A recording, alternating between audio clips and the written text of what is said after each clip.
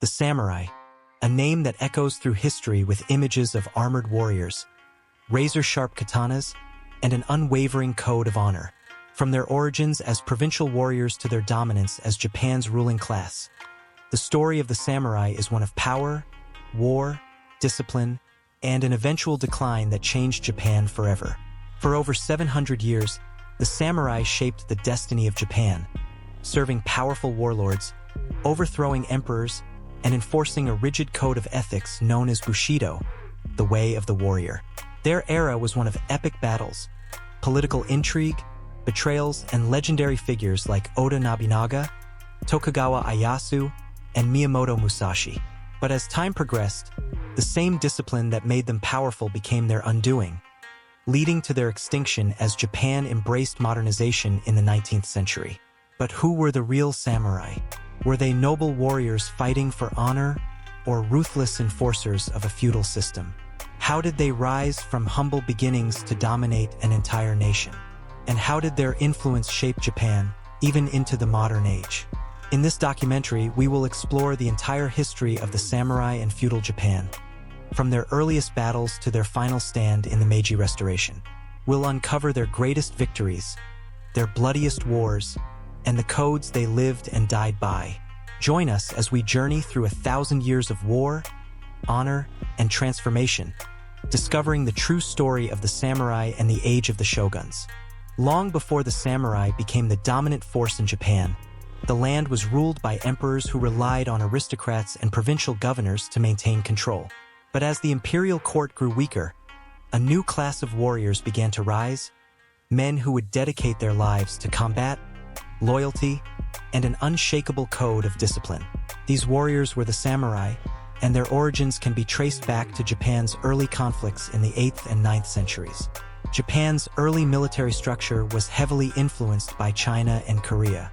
The Yamato state, the first unified Japanese government, had adopted Chinese-style governance, including a centralized army.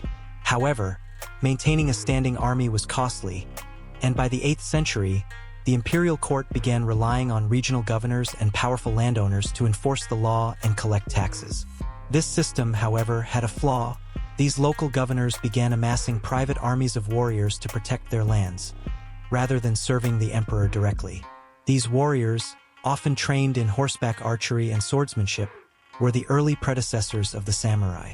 They were not yet an elite class, but rather hired soldiers or militia who fought for noble families. During this period, Japan faced frequent conflicts, both internally and from external threats such as the Emishire people in the north. The Emishire were fierce warriors who resisted the expanding rule of the Yamato court. To combat them, the Japanese military had to evolve.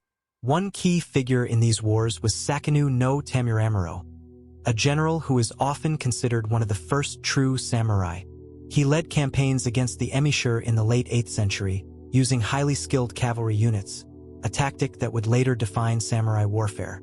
By the 9th and 10th centuries, the imperial court in Kyoto was losing power. The aristocrats, instead of ruling directly, began appointing provincial warlords known as daimyo to control their lands. These daimyo needed warriors to maintain order and fight rival clans. This led to the rise of the bushi class, the warrior elite who would later become the samurai. At first, these warriors were not bound by a strict code of honor. They were mercenaries, fighting for the highest bidder. However, as generations passed, these warriors began to form their own identity, emphasizing loyalty, discipline, and martial skill. They developed unique traditions, such as training in kenjutsu, sword fighting, kyudo, archery, and jiu-jitsu, grappling. By the late 10th century, two powerful families, the Taira and the Minamoto, began dominating Japan's military landscape. These clans were composed of highly trained warriors who were loyal to their leaders rather than the emperor.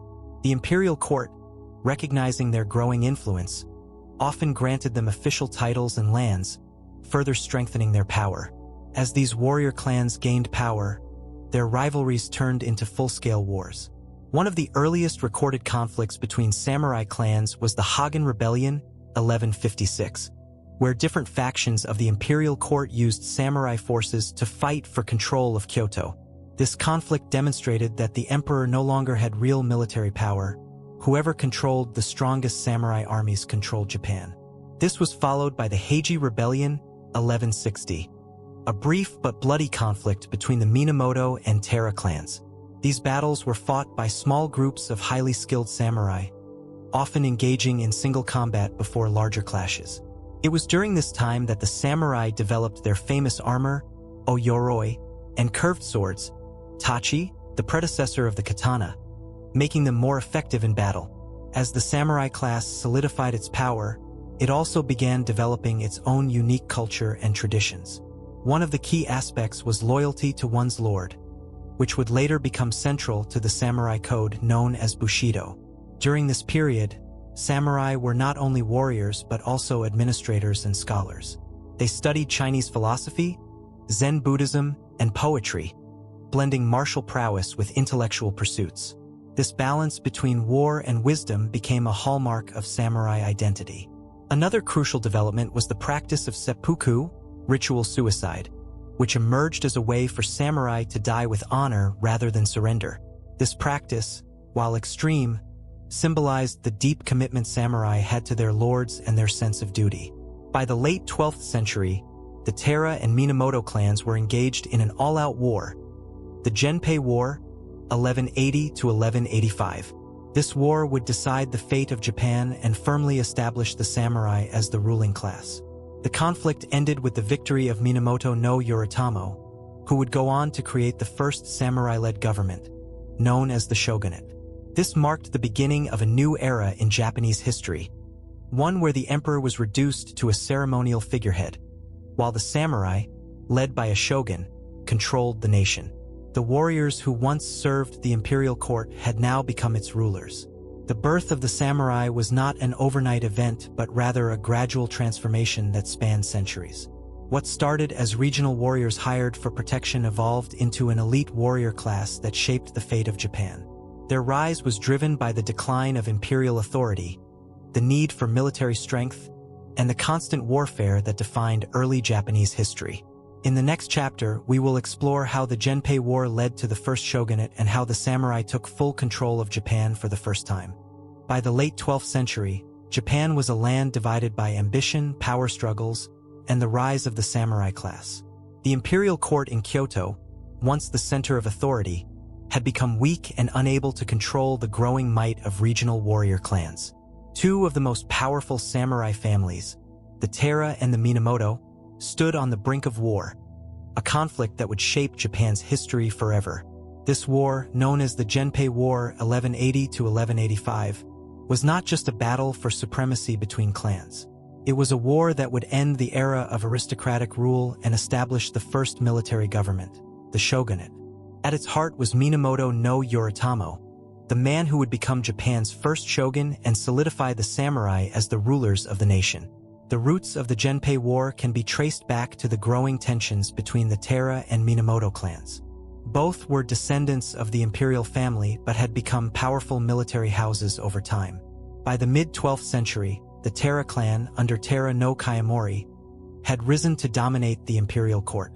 Unlike previous samurai, Kayamori was not content with just serving as a warrior. Instead, he married his daughter into the imperial family, securing influence over the throne. In 1180, he placed his infant grandson, Emperor Antoku, on the throne, effectively ruling Japan as a military dictator. This did not sit well with the Minamoto clan, who had long been rivals of the Taira. Many members of the Minamoto had been executed or exiled following the Heiji Rebellion, 1160. But the survivors, led by Minamoto no Yoritomo, were waiting for the right moment to strike back. That moment came when Prince Machihito, a member of the imperial family who opposed Taira rule, called on the Minamoto to rise in rebellion. This marked the beginning of the Genpei War. In 1180, Minamoto no Yoritomo, who had been living in exile in the remote region of Kamakura, raised an army of samurai and declared war against the Taira. His call to arms was met with support from various provinces, where resentment toward Taira rule was strong. One of the first major battles was the Battle of Uji, 1180, where Taira forces clashed with the Minamoto in a dramatic fight at a river crossing near Kyoto. The Minamoto suffered defeat, but it was only the beginning of a larger struggle. Meanwhile, in western Japan, another Minamoto general, Minamoto no Yashinaka, began gathering forces and launched his own offensive against the Taira. The war quickly spread across the country, with battles erupting in Kyoto, Kyushu, and the eastern provinces. However, by 1181, the war reached a temporary stalemate after Taira no Kayamori died of illness, leaving the clan without its strong leader. This gave the Minamoto a chance to regroup and strengthen their position. In 1183, Minamoto no Yashinaka scored a major victory by defeating the Taira at the Battle of Kurakara, forcing them to flee from Kyoto. This was a turning point. Kyoto, the imperial capital, was now under Minamoto control. However, this victory created new problems. Minamoto no Yashinaka, now emboldened, began acting independently, declaring himself the leader of the Minamoto clan. This did not sit well with Minamoto no Yoritomo, who saw Yashinaka as a rival. A power struggle erupted between the two Minamoto leaders.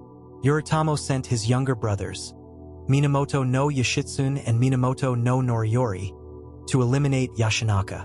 In 1184, Yashinaka was defeated and killed at the Battle of Awazu, solidifying Yoritomo's control over the Minamoto forces. With Kyoto secured, Yoritomo turned his full attention to destroying the Taira clan. His brother, Minamoto no Yoshitsune, a brilliant military strategist, led the Minamoto forces in a series of decisive battles. In 1184, at the Battle of Ichinotani, Yoshitsune's forces launched a surprise attack on the Taira stronghold, forcing them to retreat to the west. The final blow came in 1185, at the Battle of Dan-no-Yura, a naval battle fought in the Straits of Shimonoseki. The Taira fleet, though skilled, was outmaneuvered by the Minamoto, who used superior tactics and knowledge of the sea currents. As defeat became inevitable, many Taira warriors committed suicide by jumping into the sea, including Emperor Entoku, who drowned in the waves. With his death, the Taira were completely wiped out, and the war was over. With the Taira destroyed, Minamoto no Yoritomo emerged as the undisputed ruler of Japan. However, rather than restoring full imperial rule, he established a new system of government, the shogunate. In 1192, he was officially granted the title of shogun, making him the military ruler of Japan. Instead of ruling from Kyoto, he established his base in Kamakura, creating the first Kamakura shogunate. This was a monumental shift in Japanese history. For the first time, the emperor became a symbolic figurehead, while the samurai became the true rulers of Japan. The shogunate system would last for nearly 700 years, shaping Japan's political and social structure. The Genpei War was more than just a battle between two samurai clans. It was a revolution that changed Japan forever. The victory of the Minamoto did not just establish the samurai as the dominant class. It also marked the beginning of military rule that would last until the 19th century. Minamoto no Yoritomo's creation of the shogunate paved the way for the rise of powerful warlords, daimyo, castle towns, and the strict warrior code of Bushido. While the emperor remained, he was now a ceremonial figure, and real power rested with the samurai leaders. In the next chapter, we will explore the rise of the Kamakura shogunate, its early struggles, internal betrayals, and the Mongol invasions that would test the strength of the new samurai government. With the defeat of the Taira and the establishment of the Kamakura shogunate in 1192, Japan had officially entered a new era, one where the samurai class ruled the nation. Minamoto no Yoritomo, the first shogun, had solidified his power, but his rule was far from peaceful. The years that followed saw internal betrayals, power struggles, and most significantly, the Mongol invasions, which would test Japan's resilience like never before. This chapter explores the rise and fall of the Kamakura shogunate, focusing on how the samurai defended Japan from the Mongols, the role of the Hojo regents, and the eventual collapse of the first shogunate in 1333. The establishment of the Kamakura shogunate marked a major shift in Japanese governance. Unlike the Heian period, where power was centralized in the imperial court at Kyoto, the new military government, Bakufu, was based in Kamakura, a coastal city far from the aristocratic influence of Kyoto. Minamoto no Yoritomo ruled with an iron fist, ensuring that power remained firmly in his hands. To prevent any challenges, he systematically eliminated rivals, including his own family members. One of the most tragic victims was his younger brother, Minamoto no Yoshitsune, the brilliant general who had played a key role in defeating the Taira. Despite his loyalty, Yoshitsune was seen as a threat and was hunted down and forced to commit seppuku, ritual suicide, in 1189. Yoritomo's rule, however, was short-lived. In 1199, he died suddenly. Some say from a fall off his horse, others suspect assassination. His death left a power vacuum, and his sons were too weak to maintain control. This gave rise to the Hojo clan, who would become the real rulers behind the shogunate. Following Yoritomo's death, his son Minamoto no Yori became shogun, but he was merely a puppet ruler. Real power fell into the hands of Hojo Tokumasa, the head of the Hojo clan and the father-in-law of Yoritomo. In 1203, the Hojo seized complete control, stripping the Minamoto shoguns of their authority and establishing a new system where a Hojo regent, Shikken, ruled in place of the shogun. This system allowed the Hojo to maintain power without officially taking the title of shogun, avoiding potential rebellions. The Hojo regents ruled with ruthless efficiency, creating a network of samurai loyal to them, implementing a rigid military government, and crushing any opposition. However, their greatest challenge came not from within Japan, but from across the sea, the Mongol Empire. By the mid-13th century, Kublai Khan, the grandson of Genghis Khan, had established the Yuan dynasty in China and sought to expand his empire further. Japan, an isolated yet strategically important island nation, caught his attention. In 1268, Kublai Khan sent an official letter to Japan, demanding that they become a vassal state of the Mongol Empire. The letter was clear: submit to Mongol rule or face invasion. The Hojo regents rejected the demand outright, refusing to acknowledge Mongol authority. This infuriated Kublai Khan, who prepared for war. In 1274, Kublai Khan launched his first invasion of Japan. A fleet of nearly 900 ships carrying 30,000 Mongol, Chinese, and Korean soldiers set sail from Korea, heading toward Japan. The Mongol army was vastly different from the samurai warriors of Japan. Samurai warfare was based on individual combat, honor, and one-on-one duels, whereas the Mongols used organized formations, coordinated attacks, and superior siege weapons. When the Mongols landed in Hakata Bay, Kyushu, they overwhelmed the samurai with powerful composite bows, explosives, and coordinated cavalry charges. The Japanese warriors were unprepared for these advanced tactics. However, just as it seemed Japan would fall, nature intervened. A massive typhoon struck the Mongol fleet, sinking many of their ships and forcing them to retreat. This storm was later called the Kamikaze, divine wind, believed to be sent by the gods to protect Japan. The first invasion had failed, but the Mongols were not finished. After the failure of 1274, Kublai Khan spent years preparing for a larger invasion. In 1281, he launched an even more massive assault, assembling a force of 140,000 troops on 4,400 ships, one of the largest invasion fleets in history. The Japanese had spent years preparing for this second attack.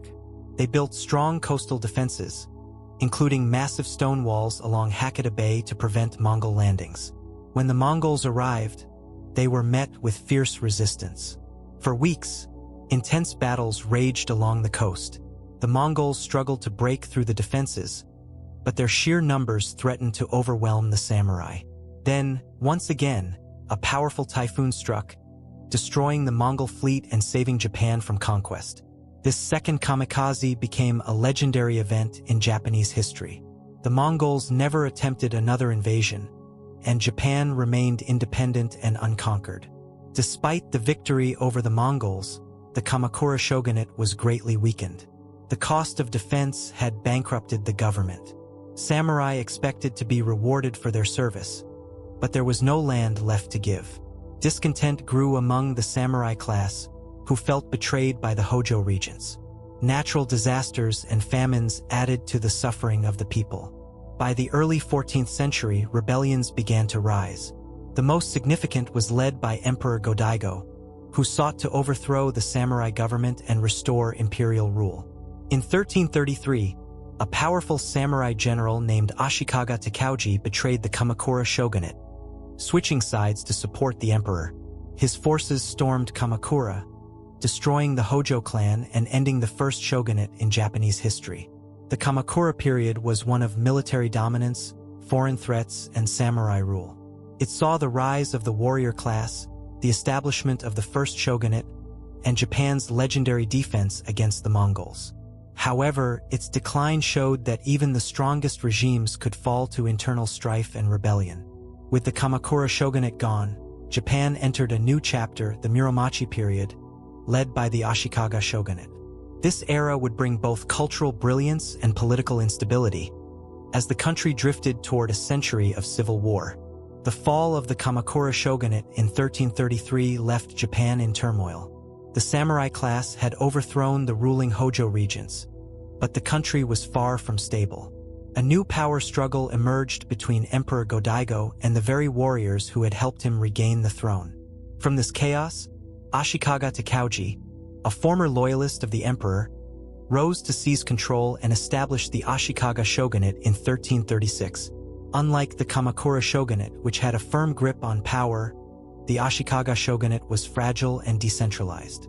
It ruled during a period of increasing clan warfare, shifting alliances, and political instability, culminating in the infamous Sengoku Jidai, or the Age of Warring States, a time when Japan was fractured into hundreds of competing warlords. This chapter explores the rise and fall of the Ashikaga shogunate, the cultural achievements of the period, and the brutal civil wars that would reshape Japan forever. In 1333, Emperor Go-Daigo had successfully overthrown the Kamakura shogunate with the help of powerful samurai clans, including Ashikaga Takauji. However, once he regained the throne, the emperor made a critical mistake. He attempted to restore direct imperial rule, undermining the samurai class that had helped him win the war. This angered many warriors, especially Ashikaga Takauji. Seeing an opportunity, Takauji betrayed Go-Daigo, declared himself shogun, and established a new government in Kyoto in 1336. This sparked a brutal civil war between supporters of the emperor, loyalists, and those backing the new shogunate. By 1392, Takauji's descendants had defeated the imperial loyalists, forcing Emperor Go-Daigo's faction into exile. With this, the Ashikaga shogunate became the new ruling government of Japan, but unlike the Kamakura shogunate, it lacked strong central authority. Despite its political instability, the Ashikaga era, also known as the Muromachi period, was a time of incredible cultural achievements. The samurai class not only refined their martial skills but also became patrons of the arts. Zen Buddhism flourished, influencing samurai philosophy, meditation, and martial arts. No theater was developed, featuring minimalist performances and deep symbolic storytelling. The tea ceremony, shinoyu, became an important ritual, combining discipline, aesthetics, and spiritual practice. The famous Ryoanji rock garden was built, embodying the Zen principles of simplicity and tranquility. Ink painting, sumie, influenced by Chinese styles, became popular among samurai and monks. During the rule of Ashikaga Yashimitsu, 1368 to 1408, Kyoto flourished as a cultural center, and the famous Kinkakuji, Golden Pavilion, was constructed. However, Yashimitsu's reign was one of the few stable periods in the shogunate's history. Despite these cultural achievements, the Ashikaga shogunate was plagued by internal conflicts. Unlike the Kamakura shoguns, who maintained strict military rule, the Ashikaga rulers lacked control over the powerful regional warlords, daimyo. This weakness led to increasingly violent conflicts between rival clans. The turning point came in 1467 with the outbreak of the Unin War, 1467 to 1477. What started as a succession dispute between rival factions of the Ashikaga clan escalated into a nationwide conflict, dragging nearly every major samurai family into war. By the time the Unin War ended in 1477, Kyoto was left in ruins, and the shogunate had lost all real power. The country had entered Sengoku Jidai, the Age of Warring States. During the Sengoku period, Japan completely fractured into hundreds of competing domains, each controlled by a daimyo, warlord. The Ashikaga shogunate still existed in name, but it had become a powerless institution, unable to stop the chaos. Several key characteristics defined this period. Without a strong central authority, regional lords, daimyo, became the real rulers of Japan. These warlords constantly fought for land, power, and influence, hiring samurai mercenaries to expand their territories. Samurai combat evolved significantly during the Sengoku period. Traditional one-on-one duels became rare. Instead, large-scale battlefield tactics and castle sieges became the norm. The matchlock firearm, tanegashima, introduced by the Portuguese in 1543, revolutionized warfare, allowing foot soldiers, ashigaru, to challenge mounted samurai. The construction of massive, fortified castles changed battle strategies, leading to long, brutal sieges. Espionage, sabotage, and guerrilla warfare became essential during the Sengoku era.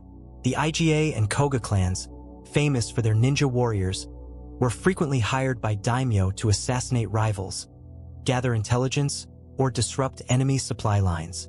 In 1549, Jesuit missionaries led by Francis Xavier arrived in Japan, introducing Christianity. Some daimyo converted, seeing an opportunity to gain European weapons and trade alliances, but others viewed Christianity as a threat to traditional beliefs. By the late 1500s, the Ashikaga shogunate had been completely overshadowed by powerful warlords. The last Ashikaga shogun, Ashikaga Yoshiaki, was driven out of Kyoto in 1573 by the ambitious daimyo Oda Nobunaga, marking the official end of the shogunate. Japan was now ruled by three powerful warlords who would shape the next phase of history. Oda Nobunaga, the brutal unifier who crushed the samurai elite. Toyotomi Hideyoshi, the master strategist who nearly conquered all of Japan. Tokugawa Ieyasu, the patient tactician who would establish the Tokugawa shogunate, ruling Japan for the next 250 years. The Ashikaga shogunate was one of the weakest military governments in Japanese history, ruling over a period of cultural brilliance but political fragmentation. The Sengoku period, which followed its collapse, was one of the most chaotic, violent, and transformative eras in Japan's history. With the fall of the Ashikaga, Japan was left in total anarchy, but the stage was set for a new warrior to rise, one who would finally unify the nation under a single rule. By the late 16th century, Japan was a land of chaos. The Sengoku Jidai had left the country divided among hundreds of warlords, each vying for power. The Ashikaga shogunate had collapsed, leaving a vacuum that the most ambitious and ruthless warriors sought to fill. Out of this bloody era, three legendary leaders emerged: Oda Nobunaga, Toyotomi Hideyoshi, and Tokugawa Ieyasu, each playing a crucial role in ending centuries of civil war and uniting Japan under a single rule. This chapter explores how Nobunaga's brutal conquest, Hideyoshi's diplomatic genius, and Ieyasu's patience and cunning led to the establishment of a new shogunate, one that would bring peace to Japan for over 250 years. The first great unifier, Oda Nobunaga, was born in 1534 in Owari Province, modern-day Aichi Prefecture. Unlike most samurai leaders of his time, Nobunaga was a visionary who embraced innovation, abandoned tradition, and used sheer brutality to crush his enemies. In 1560, he shocked Japan by defeating the powerful Imagawa Yoshimoto at the Battle of Okahazama. Despite being heavily outnumbered, he allied with Tokugawa Ieyasu, securing a strategic partnership that would last for decades. Nobunaga then marched on Kyoto in 1568, defeating the last Ashikaga shogun, Ashikaga Yoshiaki, and making himself Japan's most powerful warlord. He was the first daimyo to embrace firearms, tanegashima muskets, in large-scale battles, changing the nature of samurai warfare. He abolished traditional samurai honor codes, encouraging brutality and efficiency over personal combat and ritualized duels. He destroyed Buddhist military orders, including the powerful Ikoiki monks, who opposed his rule. His greatest victory came at the Battle of Nagashino, 1575, where he used gunpowder warfare to annihilate the Takeda clan's cavalry. He burned down entire temples and villages, showing no mercy to his enemies. In 1582, he was betrayed by his own general, Akechi Mitsuhide, and forced to commit seppuku at Honnoji Temple in Kyoto. Though he never fully united Japan, Nobunaga had paved the way for those who would. After Nobunaga's death, his loyal general Toyotomi Hideyoshi took power. Unlike the noble-born warlords of his time, Hideyoshi was born a commoner, a peasant who rose through the ranks to become the most powerful man in Japan. In 1582, he avenged Nobunaga's death, defeating Akechi Mitsuhide at the Battle of Yamazaki. Over the next 10 years, Hideyoshi conquered all remaining rival clans, including the Hojo, Shibata, and Shimizu families. By 1590, he had unified Japan for the first time in over a century. Hideyoshi introduced strict class restrictions, forbidding peasants from becoming samurai and ensuring that only the samurai class could carry swords. He confiscated weapons from farmers in a massive campaign known as the Great Sword Hunt, 1588. To prevent rebellion, he forced all samurai to live in castle towns, keeping them under close supervision. He launched massive construction projects, including Osaka Castle, which became the strongest fortress in Japan. With Japan united, Hideyoshi set his sights on conquering China through Korea. In 1592, he launched the Imjin War, sending over 150,000 samurai into Korea. The campaign was a disaster.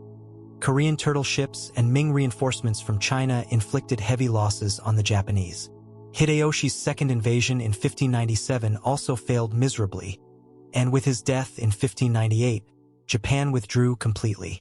With Hideyoshi gone, Japan was once again on the brink of war, as rival factions prepared to seize power. Among Hideyoshi's generals, one man stood apart, Tokugawa Ieyasu, a brilliant tactician who had spent decades waiting for his moment. After Hideyoshi's death, Japan was split between his loyalists, Toyotomi clan, and Ieyasu's forces, Tokugawa clan. In 1600, the two sides clashed in the decisive Battle of Sekigahara, the largest samurai battle in history. Ieyasu crushed the opposition, executing or forcing the surrender of all his rivals. This victory cemented Tokugawa's rule, and in 1603, he was declared shogun, establishing the Tokugawa shogunate, which would rule Japan for over 250 years. The Sengoku Jidai had lasted for over 150 years, filling Japan with bloodshed, betrayals, and shifting alliances. But by 1603, the chaos had ended. Oda Nobunaga had broken the feudal order through sheer brutality and military innovation. Toyotomi Hideyoshi had unified Japan through diplomacy, class restrictions, and political strategy. Tokugawa Ieyasu had ensured stability by defeating all rivals and establishing a powerful shogunate. This marked the end of Japan's medieval era and the beginning of the Tokugawa period, Edo period, 1603 to 1868. An era of strict social order, isolationism, and peace. With Tokugawa Ieyasu's victory at the Battle of Sekigahara in 1600 and his official appointment as shogun in 1603, Japan entered a new era, one of peace, isolation, and strict social hierarchy. The Tokugawa shogunate would rule Japan for over 250 years, ushering in the Edo period, a time of stability, cultural growth, and rigid control. This chapter explores how Tokugawa Ieyasu and his successors shaped Japan, the policies that defined the Edo period, and how Japan's self-imposed isolation eventually led to its downfall in the 19th century. By 1603, Tokugawa Ieyasu had solidified his power and moved the shogunate's capital to Edo, modern-day Tokyo. But he knew that military victories alone wouldn't secure his family's rule. He needed a system that would ensure control for generations. To prevent the chaos of the Sengoku era from returning, the Tokugawa imposed an incredibly rigid social structure. Emperor, still considered a divine figure, but had no political power. Shogun, the absolute ruler of Japan, controlling all laws, military, and diplomacy. Daimyo, feudal lords who governed provinces, but were forced into submission under the Tokugawa system. Samurai, the warrior class, who became bureaucrats, administrators, and enforcers of Tokugawa rule. Peasants, artisans, and merchants, the lower classes, with little to no mobility between ranks. This system ensured no daimyo could rise against the shogunate, keeping power concentrated in Edo. One of Ieyasu's most brilliant policies was the Senkinkotai system, which forced daimyo to spend every other year in Edo, leaving their wives and children behind as hostages. This bankrupted many daimyo, preventing them from amassing enough wealth to challenge the Tokugawa. It also centralized culture, economy, and political power in Edo, making it the heart of Japan.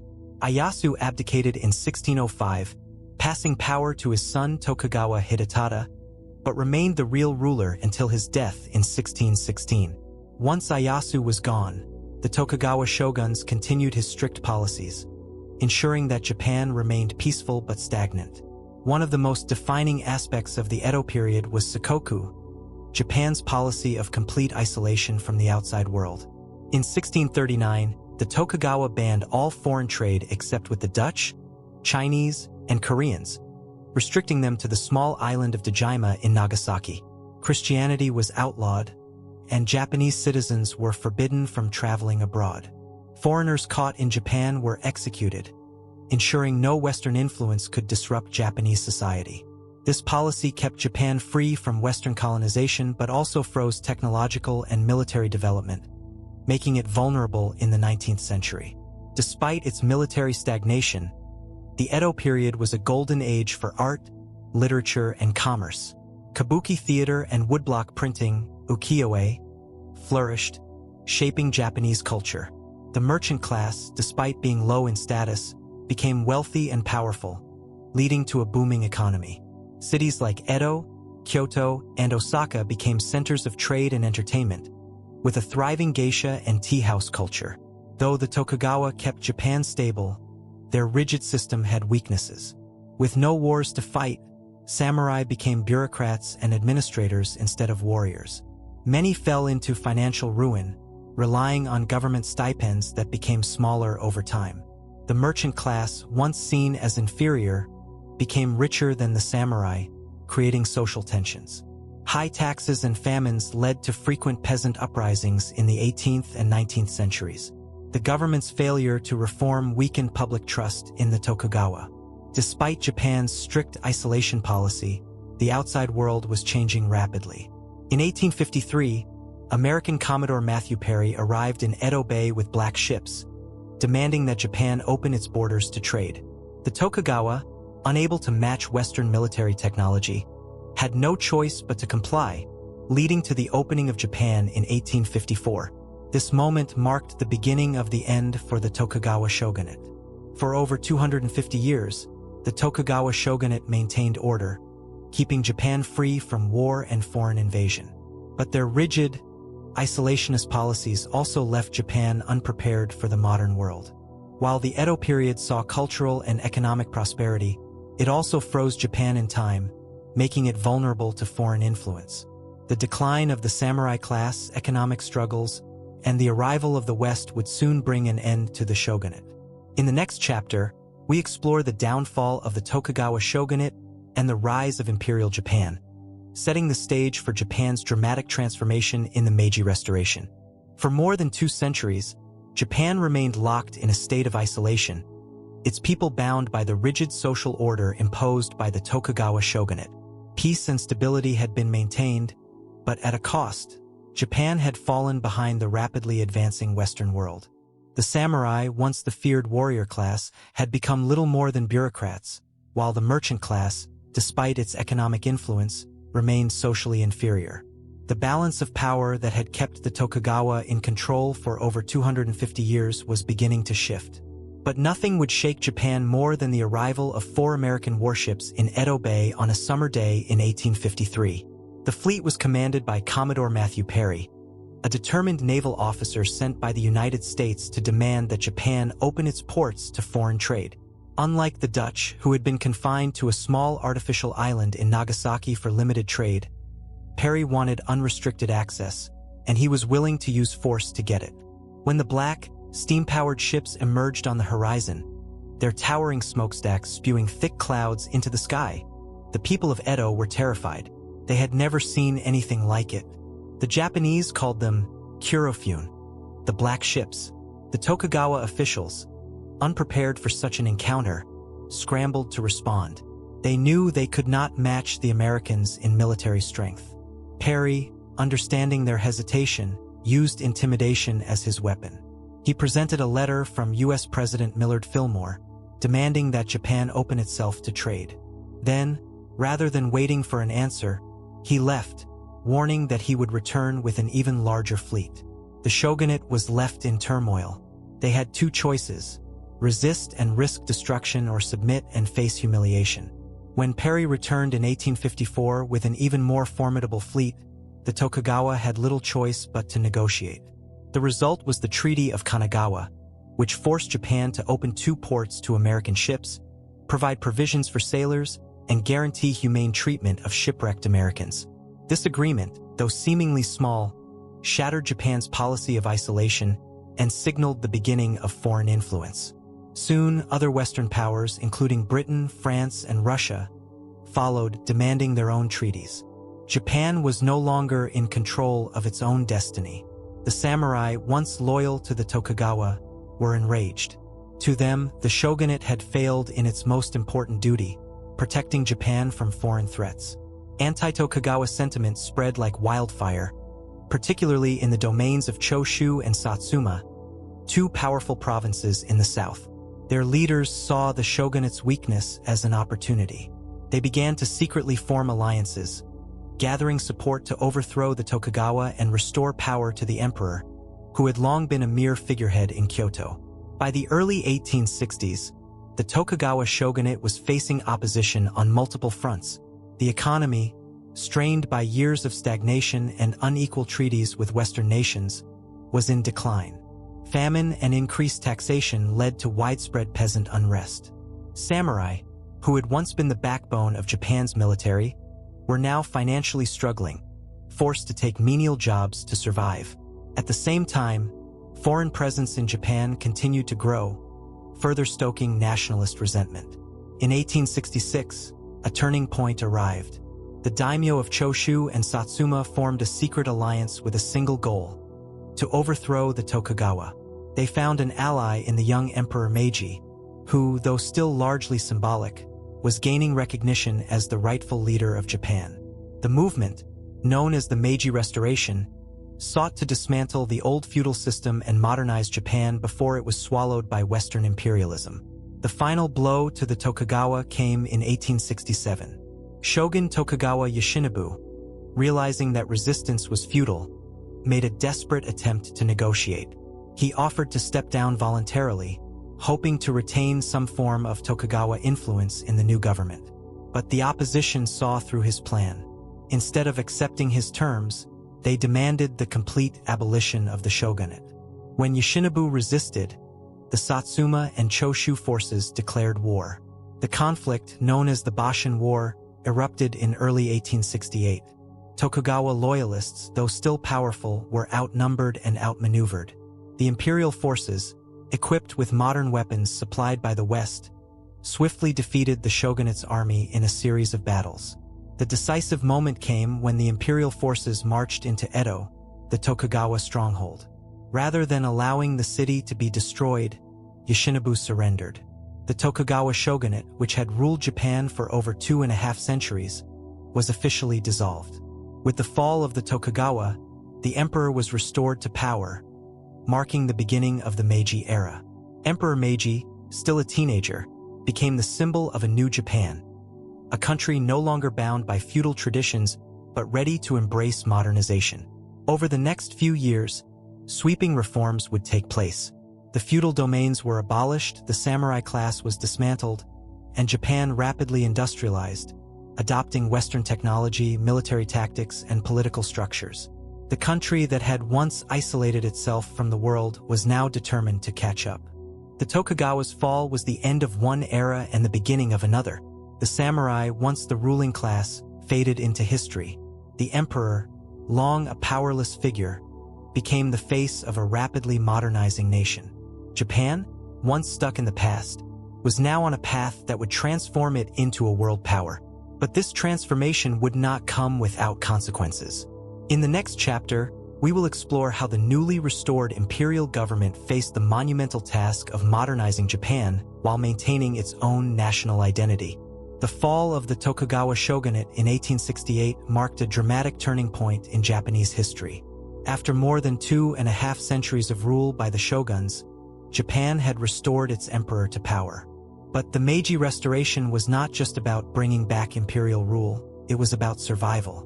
Japan had seen what happened to China when it resisted Western influence. The Opium Wars had left China weakened and humiliated, forced into unfair treaties with Britain and other European powers. Japan's new leaders knew that if they did not modernize quickly, they would meet the same fate. The young Emperor Meiji, who had been little more than a figurehead at the start of the revolution, now stood at the center of Japan's transformation. But the real power lay in the hands of the former samurai and political leaders who had orchestrated the downfall of the Tokugawa. These reformers, many from the Choshu and Satsuma domains, understood that Japan had to embrace Western technology, industry, and military tactics to survive in an era of imperial expansion. One of the first major steps taken by the new government was the abolition of the feudal domain system in 1871. For centuries, Japan had been divided into Han, or domains, each controlled by a daimyo, who ruled over his land and collected taxes from the peasants. This feudal structure was dismantled, and all domains were replaced with prefectures controlled directly by the central government. The daimyos were ordered to surrender their lands, and while many were compensated with government positions, they lost their traditional authority. But the biggest blow fell on the samurai class. For centuries, the samurai had been the warrior elite, holding high status in Japanese society. However, as Japan modernized, the government no longer had use for a warrior class. In 1873, the government introduced conscription, meaning that any able-bodied man could now join the military. The samurai were no longer the sole defenders of Japan. Worse still, their government stipends, the payments that had supported them for generations, were gradually eliminated. Many samurai, now unemployed and without financial support, found themselves struggling to survive. Some took up new jobs as bureaucrats or police officers, while others became farmers or merchants. But for many, this was a humiliating downfall. They had been trained to fight, to serve a lord, to live by the code of Bushido, but now, their way of life was disappearing. Not all samurai accepted this new order peacefully. In 1877, a major rebellion broke out, led by Seigo Takamori, one of the very men who had helped overthrow the Tokugawa. Seigo had initially supported the Meiji government but became disillusioned as he watched the samurai class being stripped of its power. He gathered a force of samurai warriors and launched the Satsuma Rebellion, the last stand of the traditional warrior class. For months, Seigo and his men waged a fierce campaign against the imperial army, but the government forces, now armed with modern Western rifles and artillery, proved too strong. At the Battle of Shiroyama, Seigo's forces were overwhelmed. He and his remaining samurai made one final charge before being cut down. Seigo, mortally wounded, took his own life in the samurai tradition of seppuku. With his death, the age of the samurai truly ended. After the rebellion, the Meiji government pushed forward with its reforms even more aggressively. Japan was no longer a feudal society, it was becoming a modern nation-state. Factories sprang up across the country, railways and telegraph lines connected cities, and Western-style schools were established to educate the next generation. The military, once dominated by samurai warriors wielding swords, was now an army of conscripted soldiers trained in European tactics, armed with rifles and cannons. By the 1880s, Japan was unrecognizable from what it had been just 2 decades earlier. The Constitution of 1889, modeled after European systems, created a new government with a parliament, the Diet, and a modern legal structure. The emperor was still at the top, but Japan now had a government that functioned much like those of Western nations. Yet, despite these dramatic changes, the spirit of the samurai never truly vanished. Many of their values, loyalty, discipline, and honor, were woven into the fabric of modern Japan. The ideals of Bushido, once the code of the warrior, were now taught as national ethics. The samurai may have disappeared as a class, but their legacy lived on. The transformation of Japan was astonishing. In just a few decades, the country had gone from a feudal society, isolated from the world, to an emerging industrial power. But with this rapid modernization came new ambitions. Japan was no longer content with merely defending itself. It now sought to expand. The next chapter will explore how Japan, once a victim of Western imperialism, began to turn the tables and embark on its own path of empire building. With the Meiji Restoration complete and Japan firmly established as a modern state, the next step was clear: survival in a world dominated by imperialist powers. But Japan didn't just want to survive, it wanted to thrive. The same Western nations that had once forced unequal treaties upon Japan had built their wealth and power through colonies and military expansion. Japan, too, saw empire building as the key to securing its place on the global stage. By the 1890s, Japan had undergone a dramatic transformation. The feudal domains were gone, the samurai class had disappeared, and the military had been modernized with Western weapons, strategies, and uniforms.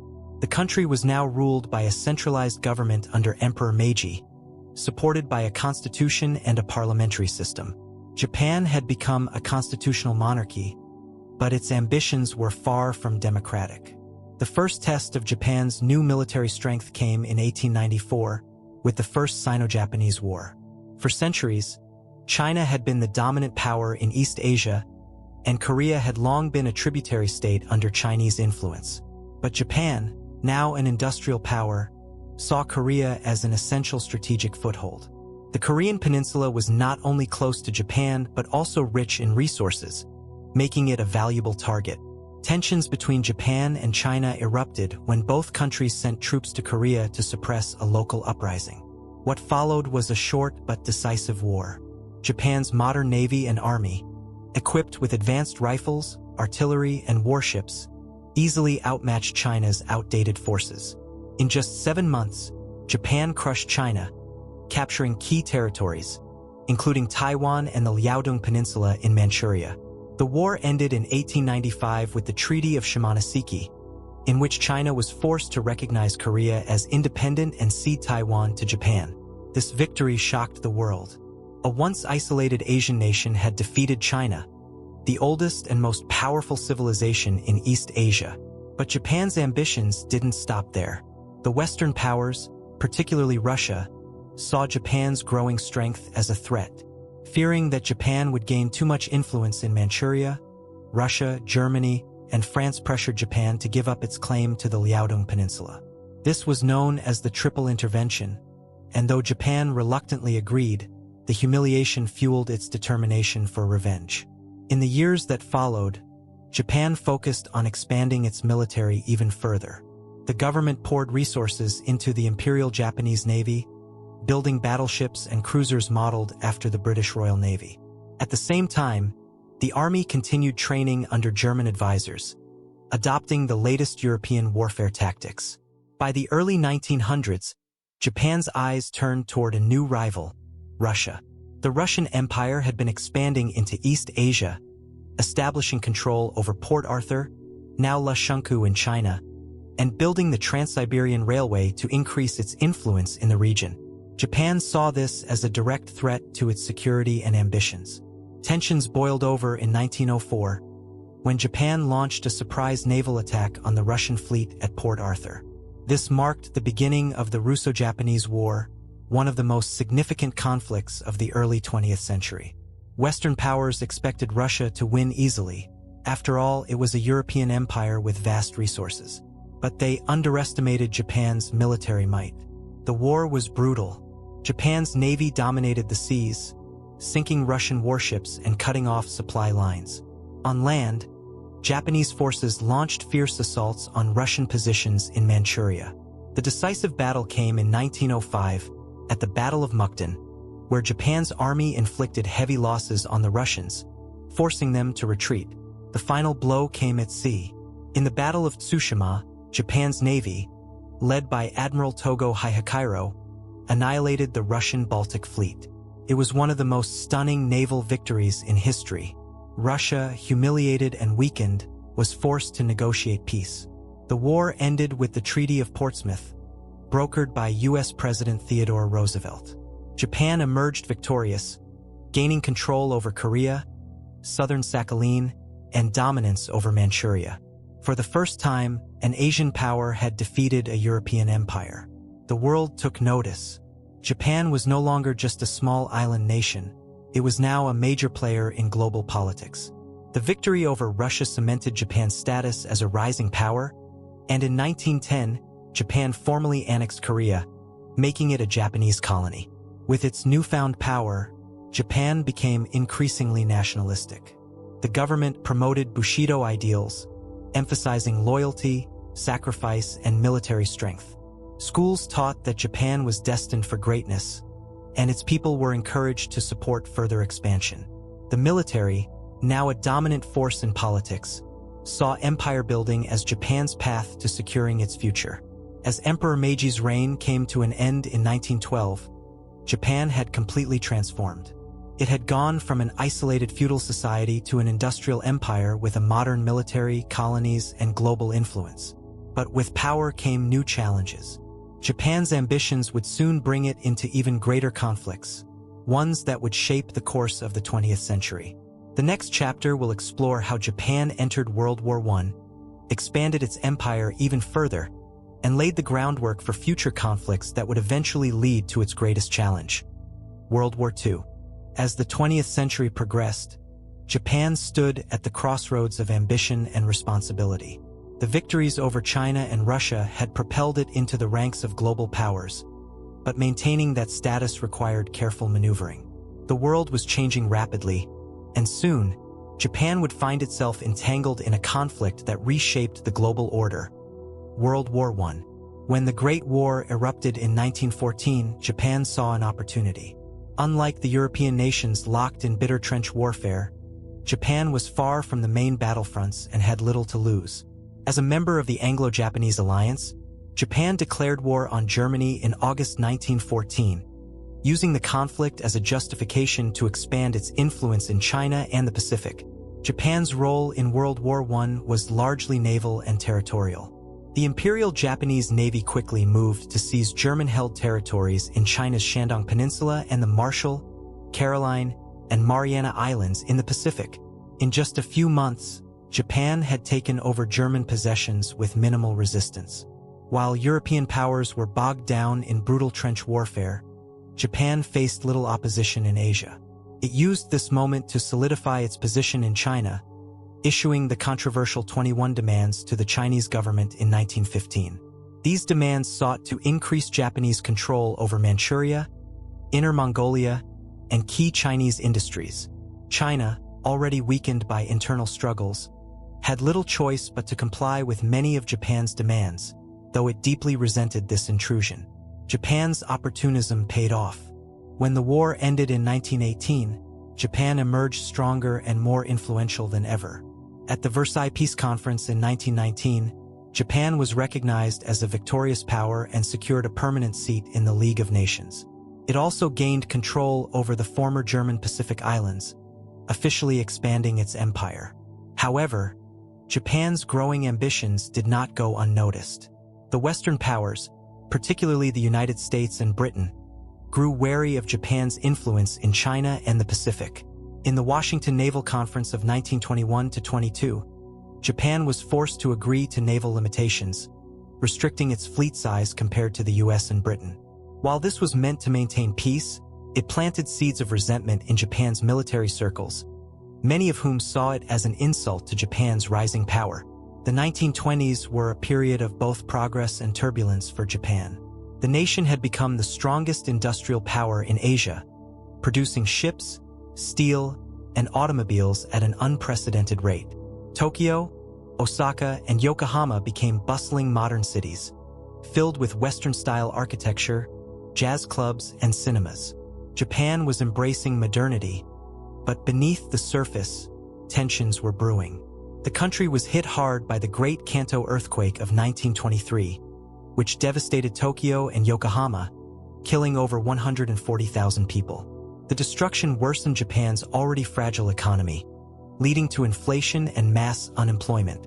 Anti-Korean and anti-Chinese riots erupted in the aftermath, as baseless rumors spread that immigrants were poisoning wells and setting fires. This heightened racial tensions and fueled nationalist sentiments.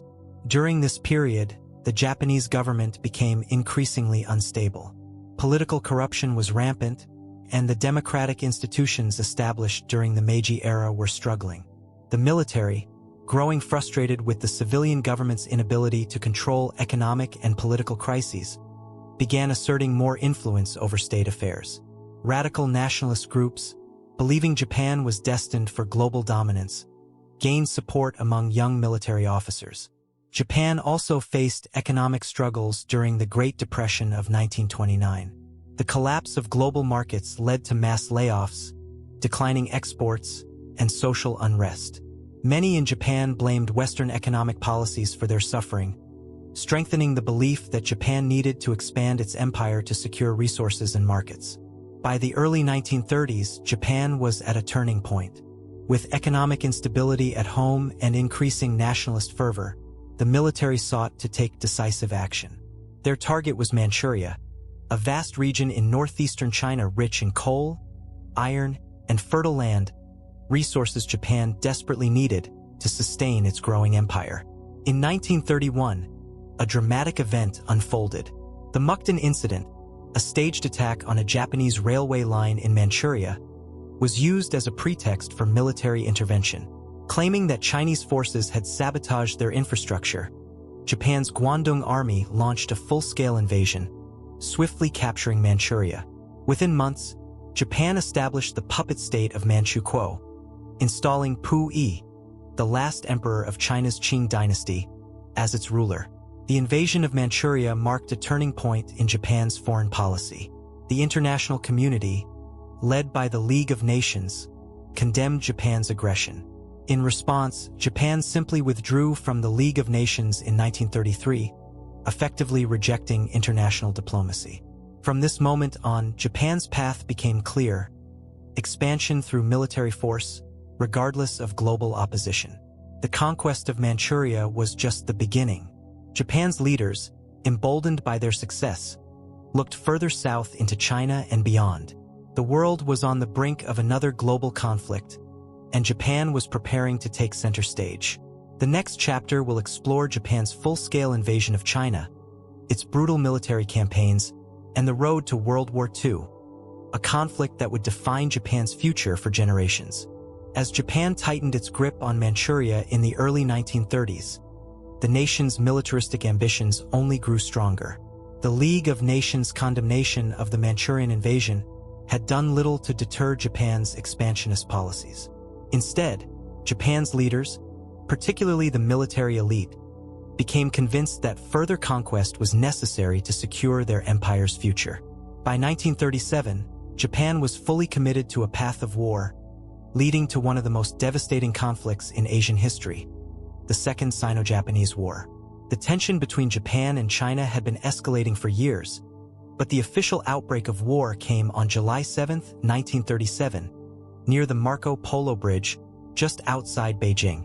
A minor skirmish between Japanese and Chinese troops quickly escalated, and within weeks, Japan launched a full-scale invasion of China. Unlike the quick conquest of Manchuria in 1931, this war would be far more complex.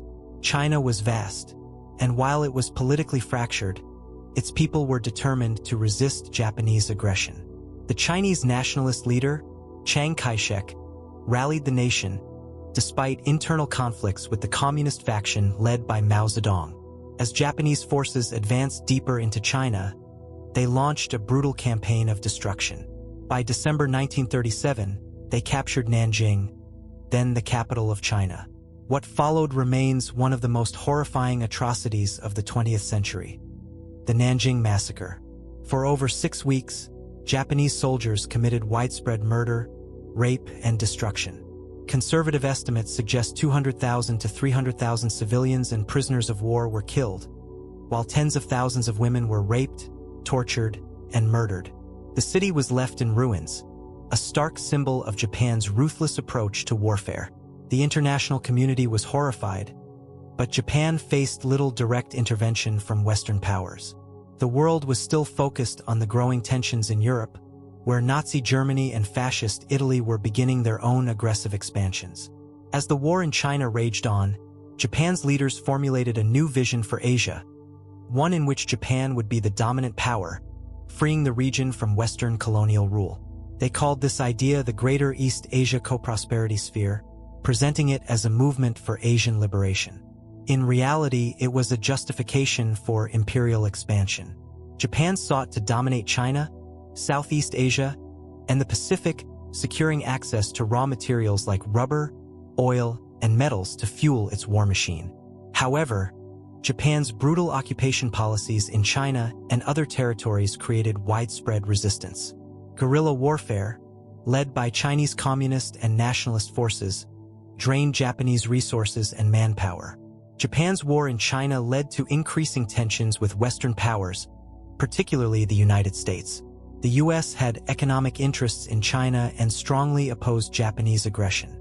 In response to Japan's actions, the U.S., Britain, and the Netherlands imposed harsh economic sanctions, cutting off Japan's access to oil, steel, and rubber.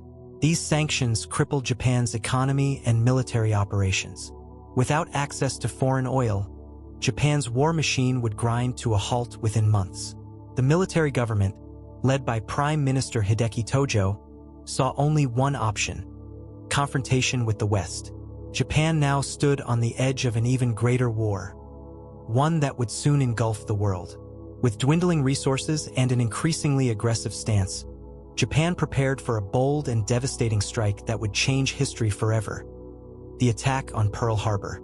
In the next chapter, we will explore Japan's entry into World War II, the attack that shocked the United States, and the brutal conflict that followed in the Pacific.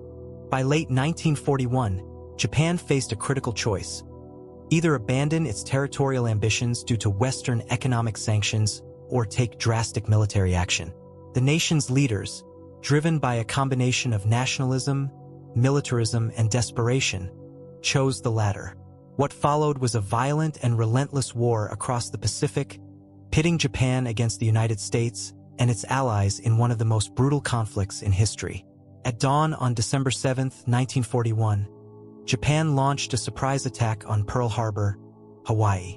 Over 350 aircraft from Japan's carrier fleet bombarded the American naval base, destroying battleships, aircraft, and killing over 2,400 American personnel.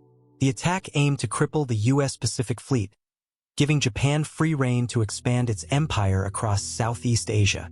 However, Japan's gamble would ultimately backfire. Instead of forcing the U.S. into submission, the attack united the American public in fury. The very next day, the United States declared war on Japan, marking the beginning of the Pacific War. In the months following Pearl Harbor, Japan unleashed an unstoppable wave of conquests across the Pacific. Hong Kong, the Philippines, Malaya, and Singapore fell to Japanese forces. Burma and the Dutch East Indies, modern-day Indonesia, were captured, securing vital oil supplies. Japan seemed unstoppable, with its empire stretching from China to the Solomon Islands. For a time, Japan dominated the Pacific, but the seeds of its downfall had already been sown. Japan's rapid expansion faced its first major setback in June 1942, during the Battle of Midway. The U.S. Navy, having cracked Japan's communication codes, ambushed and destroyed 4 Japanese aircraft carriers, decisively turning the tide of the war. From this point on, the war became a grueling battle of attrition. The U.S. launched its island-hopping strategy, reclaiming key territories one brutal battle at a time. Guadalcanal, 1942 to 1943, a 6-month campaign that cost Japan heavily. The Philippines, 1944, General Douglas MacArthur fulfilled his promise to return, crushing Japanese forces. Iwo Jima and Okinawa, 1945, Japan suffered horrific losses as American troops moved closer to the homeland. As U.S. forces closed in, Japan faced relentless bombing campaigns. The worst came in March 1945, when Tokyo was firebombed, killing over 100,000 civilians, more than the casualties from the later atomic bombs. Yet, Japan refused to surrender. Its military leaders, deeply committed to the Bushido Code, were willing to fight to the death, even if it meant sacrificing millions of Japanese citizens. In August 1945, the United States took a step that changed warfare forever. dropping atomic bombs on Hiroshima and Nagasaki. Over 200,000 people perished, and Japan had no choice but to surrender. On August 15, 1945, Emperor Hirohito addressed the nation for the first time in history, announcing Japan's unconditional surrender. The once mighty empire had fallen, bringing World War II to an end. But the story of Japan did not end there. The post-war years would bring Reconstruction, American occupation, and the rebirth of Japan as an economic powerhouse, a dramatic transformation that would define the nation for decades to come. In the next chapter, we will explore Japan's occupation, the rewriting of its constitution, and the rise of modern Japan from the ashes of war. As the dust settled from the devastation of World War II, Japan found itself in a position it had never experienced before: defeated, occupied, and completely reliant on a foreign power. For the first time in its history, the nation was under the control of an occupying force, the United States, led by General Douglas MacArthur.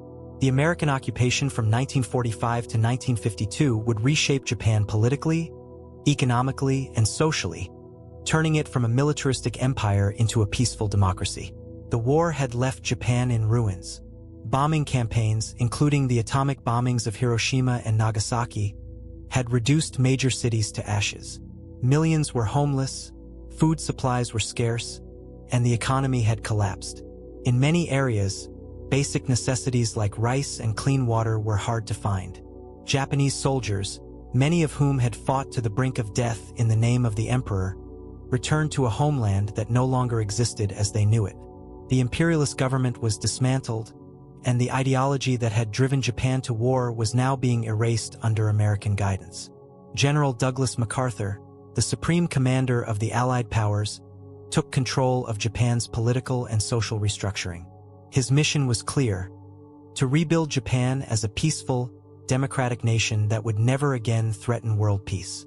One of the first and most dramatic changes was the rewriting of Japan's constitution. The new constitution, enacted in 1947, was vastly different from Japan's past governance. The emperor was stripped of political power and reduced to a symbolic figurehead. Article 9 of the Constitution outlawed war, meaning Japan could no longer maintain a traditional military force. Democracy was introduced, with universal suffrage allowing women to vote for the first time in history. Civil rights and freedoms were expanded, including freedom of speech, labor rights, and individual liberties. For many Japanese, this was a shock. The emperor, once considered a divine figure, was now a mere symbol of the state, and centuries of militaristic tradition were dismantled almost overnight. To address Japan's wartime atrocities, the Tokyo War Crimes trials were held from 1946 to 1948. Key military and political leaders, including General Hideki Tojo, Japan's wartime prime minister, were put on trial for war crimes, including the Nanjing Massacre and the mistreatment of prisoners of war. 7 high-ranking officials were executed, including Tojo. 16 others received life sentences, while lesser figures faced prison time. While these trials sought to hold Japan accountable, many imperial family members and top industrialists were spared, as the U.S. needed Japan's cooperation for future stability. One of the most transformative aspects of the occupation was economic reform. Japan's pre-war economy had been dominated by zaibatsu, powerful family-run conglomerates that controlled vast portions of industry and finance. The U.S. aimed to break their power and introduce free market capitalism. Land reforms redistributed farmland from wealthy landlords to peasants, creating a strong agricultural base. New labor laws protected workers' rights and encouraged economic growth. The economy was rebuilt with American aid, helping Japan regain stability. Despite early struggles, these reforms laid the foundation for Japan's post-war economic miracle, a period of rapid industrialization that would make Japan one of the world's most powerful economies within decades. In 1950, the Korean War broke out between North and South Korea, and the U.S. needed a strategic base for its operations. Japan became a supply hub for American troops, leading to a huge economic boost. Japanese factories, still recovering from the war, suddenly had massive demand for weapons, equipment, and supplies. This unexpected war kick-started Japan's rapid economic recovery.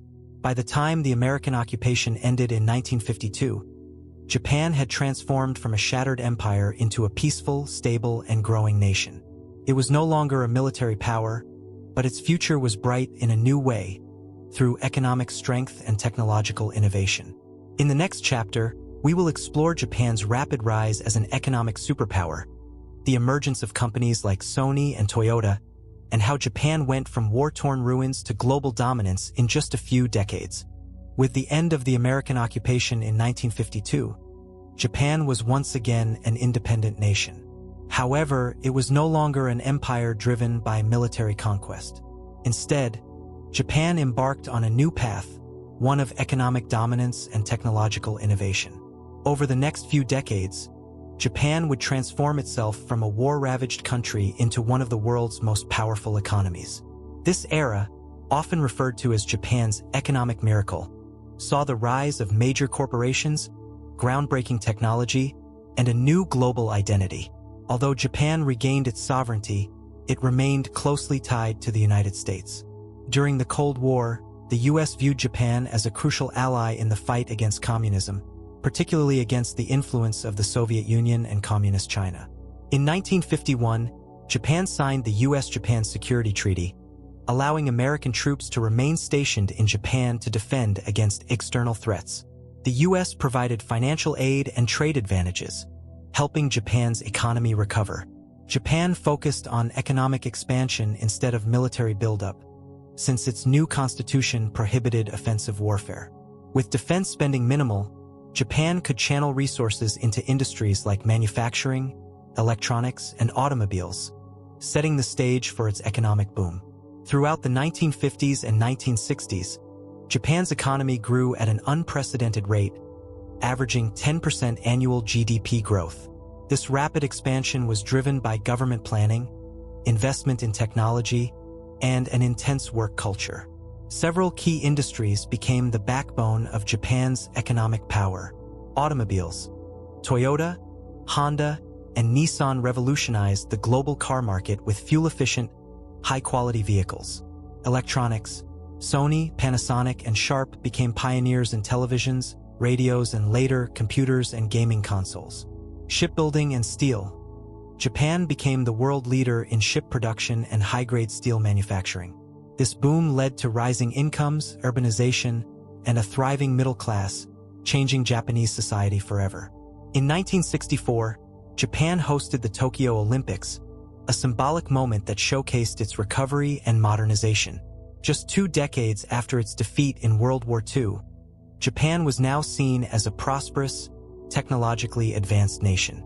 This era also saw major infrastructure projects, including the construction of the Shinkansen bullet train, the world's first high-speed rail system, the expansion of Tokyo, Osaka, and other major cities into modern metropolises, the rise of Japanese pop culture, which would later influence the world through anime, manga, and fashion.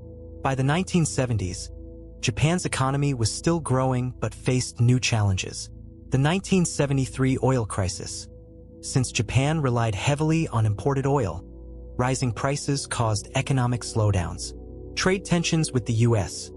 As Japanese cars and electronics dominated global markets, the U.S. accused Japan of unfair trade practices. Overwork culture. Japan's relentless focus on productivity and long working hours led to social issues, including stress-related deaths, karoshi. Despite these challenges, Japan adapted. It invested in energy-efficient technology, built stronger trade relations, and continued innovating in electronics and robotics. By the 1980s, Japan had overtaken the Soviet Union as the world's second-largest economy. Only behind the U.S. Japanese companies were buying American real estate, Hollywood studios, and even the famous Rockefeller Center in New York. During this time, Sony released the Walkman, revolutionizing portable music. Nintendo and Sega made Japan the leader in video gaming. Japanese car brands dominated US and European markets. The real estate and stock markets boomed, creating immense wealth. Japan seemed unstoppable.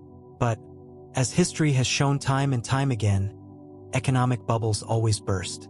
By the late 1980s, speculation in real estate and the stock market had driven prices to unsustainable levels.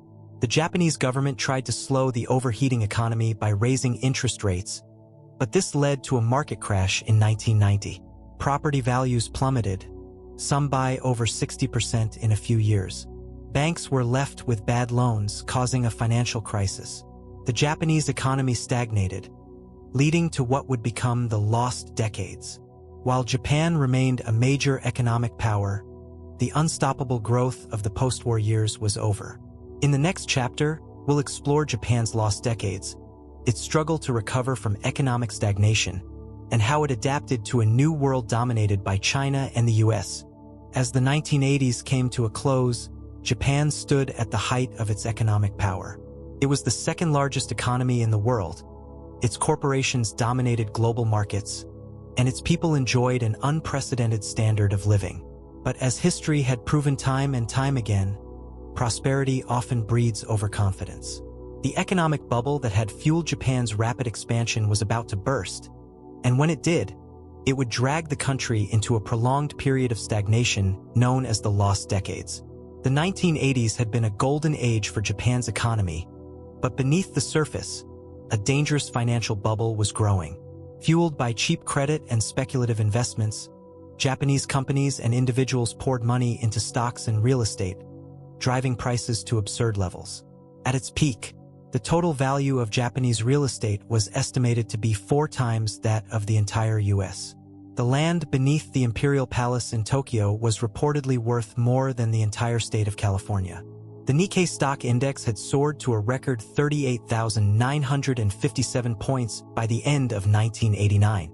However, when the government raised interest rates to cool down the market, everything collapsed. By 1992, stock market values had dropped by more than 60%.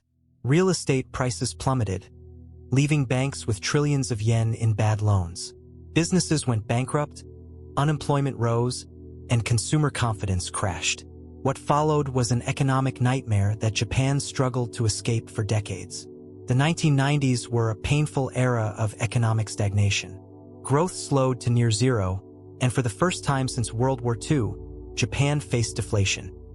A dangerous economic condition where prices fall, wages stagnate, and businesses have little incentive to invest.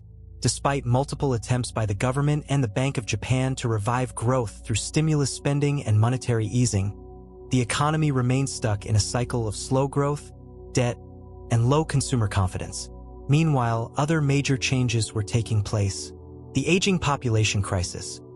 Japan's birth rate had been declining for decades, and by the 2000s, its population began to shrink, causing labor shortages and rising healthcare costs. The rise of China and South Korea. As Japan struggled, China and South Korea emerged as new economic powerhouses, taking market share in electronics, shipbuilding, and automobiles. The 2011 earthquake and Fukushima disaster. Just as Japan began showing signs of recovery, it was hit by the Great East Japan earthquake and the Fukushima nuclear meltdown, causing widespread devastation and further economic setbacks. Despite these challenges, Japan remained a technological and cultural leader, with companies like Sony, Nintendo, Toyota, and SoftBank continuing to thrive. As the world entered the 2020s, Japan faced new challenges and opportunities. The COVID-19 pandemic tested its healthcare system and economy, but Japan responded with strict public health measures and technological innovation. Meanwhile, its global influence remained strong. The 2021 Tokyo Olympics, despite delays, showcased Japan's resilience. Japan's expertise in robotics, AI, and automation became increasingly vital in a post-pandemic world. SoftBank and other tech firms continued expanding into new markets. While Japan's economic struggles are not over, its ability to adapt, innovate, and lead in technology and culture ensures that it remains one of the world's most important nations. With that, we come to the end of our journey through Japan's rich and complex history. From the rise of the samurai to the ashes of World War II, from economic miracles to modern-day challenges, Japan's story is one of resilience, transformation, and survival. And as we look ahead, one thing is certain: Japan's story is far from over. Japan's history is a story of transformation, resilience, and adaptation. From the days of the first emperors and the rise of the samurai, through the centuries of feudal warfare and shogunate rule, to the rapid modernization of the Meiji era, Japan has undergone immense change while maintaining a strong cultural identity. The 20th century brought both devastation and rebirth. Japan's imperial ambitions led to one of the darkest periods in its history, World War II. Yet, from the ruins of Hiroshima and Nagasaki, Japan rose again, achieving an economic miracle that made it one of the most powerful nations on Earth. The lost decades that followed were a painful chapter, but even in decline, Japan remained a global leader in technology, culture, and innovation. As we entered the 2020s, Japan faced new challenges: an aging population, economic stagnation, and the aftermath of a global pandemic. Yet, history has shown that Japan's ability to adapt and evolve is unmatched. From robotics to renewable energy, from anime to global diplomacy, Japan continues to shape the world. In 2025 and beyond, Japan's future remains uncertain, but one thing is clear: its history is far from over. It is a nation that has repeatedly reinvented itself, and no matter what challenges lie ahead, Japan will undoubtedly continue to leave its mark on history. And so, as we close this chapter on the entire history of Japan, we leave with one final thought. Japan's greatest strength has never been its economy, its military, or its technology. It has always been its people, their perseverance, and their ability to turn even the darkest moments into new beginnings. The story of Japan is not just a story of the past. It is a story still being written,